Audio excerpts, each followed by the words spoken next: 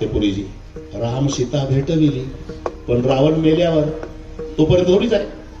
म्हणून आता लक्ष्मण शक्तीचा कार्यक्रम आहे ना. झालं, युद्धाला सुरुवात झाली. वेळ कमी असल्यामुळे लगेच झाली.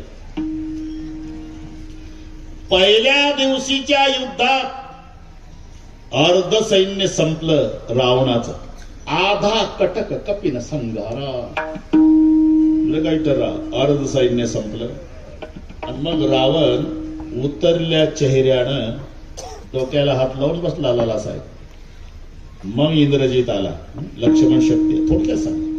इंद्रजित आला, तुम्हाला पाठवलं आहे सर. उदास क्यों पिताजी?